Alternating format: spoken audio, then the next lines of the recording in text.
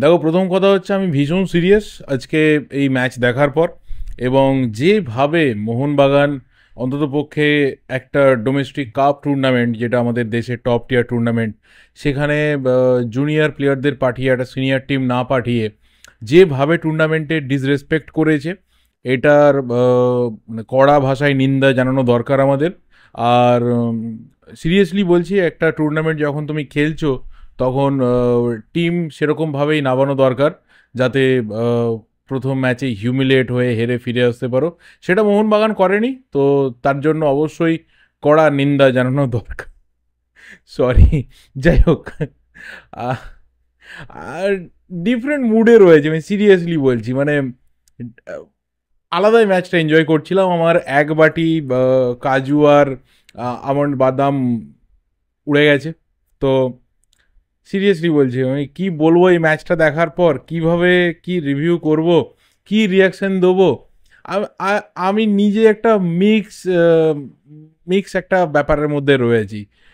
এই লেভেলের পারফরমেন্সও না আমি এক্সপেক্ট করিনি। মানে আই এম সরি, যদি কেউ গালাগাল দিতে চাও দিতে পারো, বাট কালকেও বলেছিলাম একটা কথা, যে গিভ আপ তো এই টিমটা করবে না। যা রেজাল্ট হবে সেটাকে আমরা মেনে নেবো, সেটা নিয়ে আমরা কথা বলবো কতটা পরের ব্যাপার, কিন্তু মেনে নেবো। জিতলেও অসাধারণ একটা ব্যাপার, হারলেও এখানে হারানোর কিছু নেই।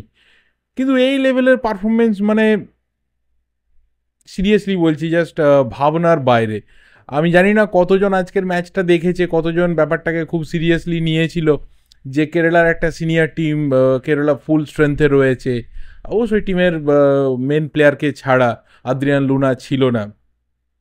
আর উল্টো দিকে মোহনবাগানের মাত্র 2-3 জন সিনিয়র প্লেয়ার, একজন মাত্র বিদেশি প্লেয়ার, পুরোটাই ধরতে গেলে মানে রিজার্ভ টিম বলো, বেঞ্চের টিম বলো, বা আরএফডিএল টিম, সেইভাবে একটা টিম। তো কি আর এমন হবে, হয়তো অনেকে এই ভেবে ম্যাচটা স্কিপ করেছে, কিন্তু যারা দেখেছে, যারা ফুল 90 মিনিটস দেখেছে, শেষকালের 6 মিনিট এক্সট্রা দেখেছে, সেটা বেড়ে 7.5 মিনিট অবধি হয়েছে। ফার্স্ট হাফে 2 মিনিট এক্সট্রা দিয়েছিল, 3 মিনিটের মতো চলে গেছিলো। এই যে পুরো খেলাটা একটা সেকেন্ডও মিস না করে যারা দেখেছে, আমার মনে হয় যে তারা এই সিজনের, আমি ভুল হলে আবারও বলছি আমাকে ধরিয়ে দিতে পারো, এই সিজনের মোহনবাগানের one of the best match দেখলো। One of the best match. এই টিমটা কত দূর যাবে জানি না, সেমিফাইনাল রিচ করেছে, সেমিফাইনালে গোয়া পাবে না পাঞ্জাব পাবে জানি না। হয়তো এই ভিডিওটা অনেকে যখন লেটে দেখবে তখন জানতে পেরে যাবে সবাই যে গোয়া না পাঞ্জাব কার বিরুদ্ধে মোহনবাগান সেমিফাইনালে খেলবে। যাই হোক না কেন, আর জাস্ট একটা ম্যাচ জিততে পারলে, গোয়া বা পাঞ্জাব যেই আসুক তাদের হারাতে পারলে, মোহনবাগান ফাইনালে রিচ করবে। এবং যদি একটা কোথাও মিরাকেল হয়ে যায়, এই টিমটা অনেক কিছু প্রমিস দিয়ে যাচ্ছে। বলবো, সবাইকে নিয়ে কথা বলবো, যদি মিরাকেল হয়ে যায় তাহলে আমি বলবো যে লাস্ট 5 to 6 ইয়ার্সে মোহনবাগানের যা অ্যাচিভমেন্ট এসেছে, এইটাকে না টপ রেটে রাখা দরকার। যে কোনো মোহনবাগান ফ্যানের টপ রেটিংয়ে রাখা দরকার। অ্যান্ড অবভিয়াসলি একটা জাস্ট অন্য লেভেলের ম্যাচ। আমি কি রিভিউ করবো জানি না, কারণ ধীরজ ওয়াজ এক্সেপশনাল।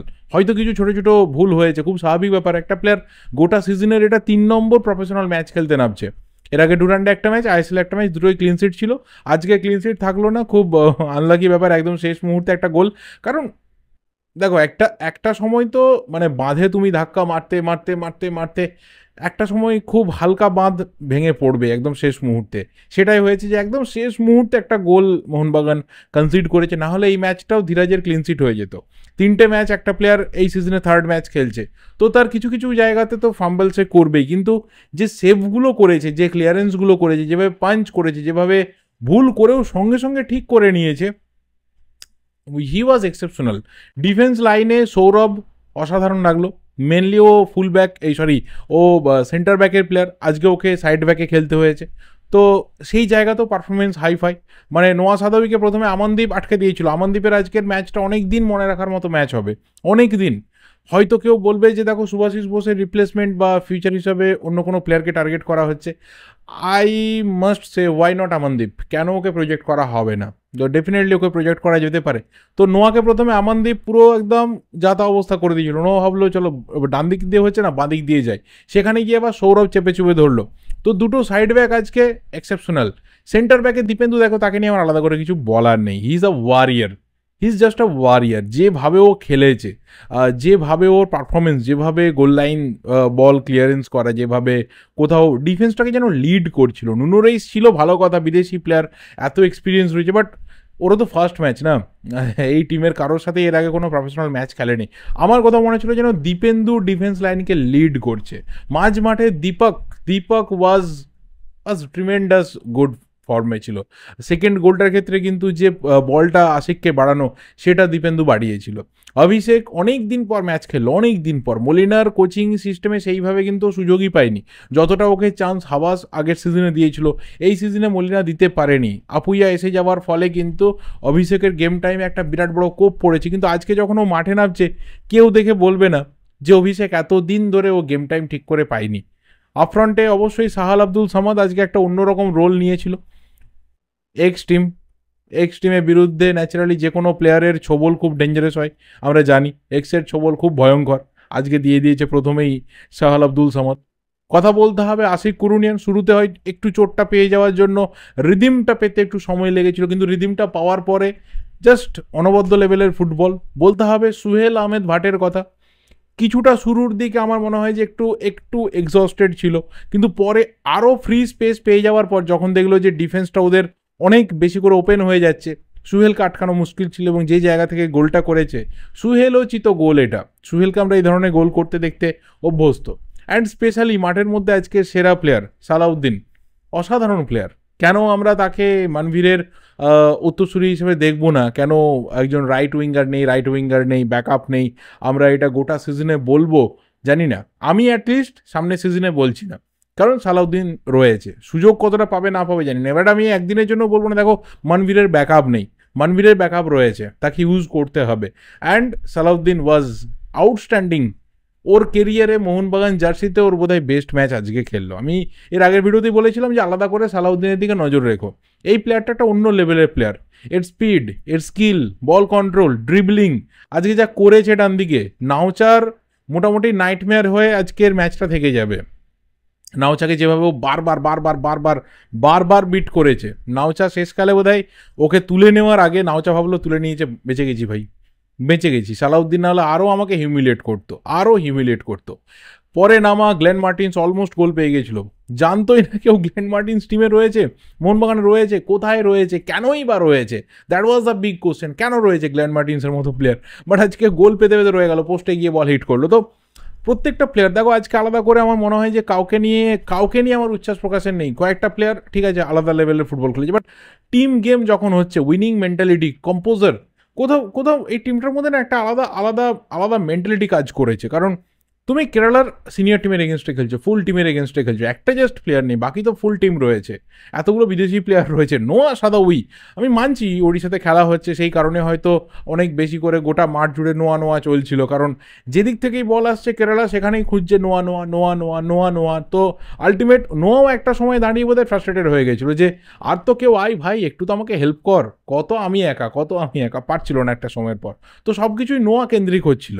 ন্যাচারালি দু ধরনের প্লেয়ার হয়, একটা হচ্ছে যাদেরকে কেন্দ্র করে একটা টিম তৈরি হয়, আর এক ধরনের প্লেয়ার যারা অ্যাকচুয়ালি পুরো টিমটাকে মানে কি বলবো খেলায়, বা পুরো টিমটা তার উপরে বেস করে থাকে। নোয়ার ক্ষেত্রে হচ্ছে ঠিক তাই, যে ওকে বেস করে না পুরো টিমটা রয়েছে। এর আগে লুনার ক্ষেত্রে ছিল, এখন সেটা নোয়ার ক্ষেত্রে হয়েছে। জিমেনেজ আজকে যা মিস করেছে অনেক দিন মনে রাখবে। আর আজকে গুছিয়ে মাঞ্জাপাড়ার থেকে যারা রয়েছে, মানে কেরালা ফ্যান্স যারা রয়েছে, গুছিয়ে মোটামুটি ওদের মালায়ালি ভাষায়, যেগুলো আমরা বুঝতে পারছি না, মোটামুটি তোমার সোশ্যাল মিডিয়াতে খিস্তি চলছে, ওপেন দিচ্ছে। কারণ আলটিমেট আর যাই হয়ে যাক, হয়তো কোনো দিন আমরা দেখবো যে সালমান খানের বিয়েও হয়ে গেছে, কিন্তু কেরালা ব্লাস্টার্স ট্রফি জিতবে না, জোকস অ্যাপার্ট। কিন্তু আমি এর বাইরে, রিভিউর বাইরে কিছু কথা বলতে চাই। সেটা হচ্ছে যে দেখো আলটিমেট তোমার পাড়া থেকে একটা টিম যাচ্ছে, ভালো কথা, যেমনই টিম যাক না কেন তোমার পাড়া থেকে যাচ্ছে, অন্য পাড়া অনেক কিছু কথা বলবে, অনেক কিছু উল্টোপাল্টা এসে তোমাকে খুঁচিয়ে যাবে। কিন্তু তুমি যদি তোমার নিজের পাড়ার ওপর ভরসা না রাখতে পারো, তুমি যদি তোমার নিজের ঘরের ছেলেদের ওপর ভরসা রাখতে না পারো, যাদের সাথে রোজ তোমার ওঠা বসা, খাওয়া দাওয়া, খেলাধুলো সব কিছু, যদি তুমি তাদের ওপরে ভরসা রাখতে না পারো, তাহলে তোমার অন্য পাড়াকে দোষ দিয়ে না আমি বলছি কোনো লাভ নেই। কোনো লাভ নেই। লাস্ট আমার সুপার কাপ নিয়ে কয়েকটা ভিডিও দেখে নাও, আমি দিনের পর দিন কথা বলেছি। হ্যাঁ, ডেফিনেটলি একটা টিম একটা টুর্নামেন্টে যখন মোহনবাগান নামছে, মোহনবাগান নামটা যখন রয়েছে, ট্রফি চ্যালেঞ্জিং ব্যাপারটা চলে আসে। But at the end of the day আমাদের তো এই জুনিয়র যারা প্লেয়ার রয়েছে তাদেরও ফিউচারের কথাটা ভাবতে হবে, তাদেরকেও তো সেই সুযোগটা দিতে হবে। কতদিন আরএফডিএলে, যেদিনকে ওরা আরএফডিএল চ্যাম্পিয়ন হলো, আমি সেদিনকেই বলেছিলাম যে এই টিমটাতে এমন কিছু প্লেয়ার রয়েছে না, তাদের এবার মোহনবাগান সিনিয়র টিমে কতটা জায়গা হবে আমি জানি না। কারণ ডেফিনেটলি যে সমস্ত প্লেয়ার রয়েছে তাদেরকে রাতারাতি রিপ্লেস করাটা খুব টাফ, কারণ তাদের এক্সপিরিয়েন্স বলো, তাদের স্কিল বলো, তাদের কোয়ালিটি বলো, তাদের টিমের সাথে মানিয়ে নেওয়া বলো, লং টার্মের কন্ট্রাক্ট বলো, সব কিছু তাদের ফরে রয়েছে। তো রাতারাতি সেটা সম্ভব না। তাহলে এদের ক্ষেত্রে দুটো অপশন, হয় লোনে এদেরকে কোথাও পাঠাও, মনিটর করো কে কত ভালো খেলছে তাকে নিয়ে লং টার্মে ভাবো, অথবা প্রয়োজন হলে তাকে ছেড়ে দাও, দরকার নেই ছেড়ে দাও, দরকার হলে সেই প্লেয়ারটাকে খেলতে দাও। আমি সেদিনই বলেছিলাম প্লেয়ারগুলোর মধ্যে হিউজ প্রমিস রয়েছে, আবার এক ঝাঁক প্লেয়ার তুলে আনো, আবার তাদেরকে তৈরি করো, রোটেশন পদ্ধতিতে এগিয়ে যাক একটা সিস্টেম। কিন্তু এই প্লেয়ারদেরও তো কোথাও সুযোগ দিতে হবে। এরা আরএফডিএল খেলে আসবে, তারপরে চুপচাপ বসে পড়বে, সেই সিনিয়র প্লেয়াররাই খেলবে যাদের আর নতুন করে কিছু দেওয়ার নেই এই সিজনে। তো বারবার কথা বলেছি, কিন্তু একটা পক্ষ বা একটা বড় অংশ তারা অলওয়েজ বলেছে যে না, কেন সিনিয়র প্লেয়াররা খেলবে না, কি এমন গোটা সিজনে খেলে ফেলেছে যার ম্যাক্সিমাম 4টে ম্যাচ খেলতে পারবে না। কারণ তখন চার্চিল ম্যাচটা বাতিল হচ্ছে, এরকম আপডেটও ছিল না, চার্চিল ম্যাচ হবে এটা জানা ছিল। সেটা না হওয়ার পর 3টে ম্যাচ কি এমন রয়েছে, 3টে ম্যাচ তারা খেলবে না, কেন সুপার কাপটা মোহনবাগান জিতবে না? দেখো, মোহনবাগানের একটা ট্রফি জেতা হারা এটা অবশ্যই একটা বিরাট বড় ফ্যাক্টর, কিন্তু একটা সিজনে যখন তুমি হাইয়েস্ট অ্যাচিভমেন্ট পেয়ে গেছো, তখন তোমার লোয়েস্ট অ্যাচিভমেন্টের জন্য তুমি তোমার যারা ইয়াং ব্রিগেড রয়েছে তাদেরকে এগিয়ে দাও। এই সওয়ালটা আমি দিনের পর দিন করেছি, অনেককে আমি পাশে পেয়েছি এই বক্তব্য করতে গিয়ে, অনেকে বিরোধিতা করেছে যে না ঠিক আছে ওরা আছে, ওরা তো জুনিয়র প্লেয়ার জুনিয়রদের মতো খেলবে, কিন্তু একটা সিনিয়র প্লেয়ারদের টুর্নামেন্ট, আজকে যদি ডার্বি হতো, ডার্বিতে তো হিউমিলেট হয়ে যায় ভাই, কথা উঠেছিল, ডার্বিটা আগে হোক, ফেথ রাখো। সিনিয়র টিম নিয়ে ডার্বিতে মোহনবাগান হারেনি, ভালো টিম নিয়ে হাইফাই ফুটবলার নিয়ে মোহনবাগান এর আগে কোনোদিনও ডার্বি হারেনি। এই প্লেয়ারদেরকে নিয়ে না হয় ডার্বি হারতো, কী হয়ে যেত? বাট এদের তো চান্স পাওয়া দরকার রয়েছে, এদের তো গেম টাইম দরকার রয়েছে। আজকে এরা যদি গেম টাইম না পেতো, তাহলে সৌরভের খেলা বলো, আমনদীপের খেলা বলো, আজকে সালাউদ্দিনের খেলা বলো, আজকে সুহেল আহমেদের গোল বলো, আমরা তো দেখতে পেতাম না।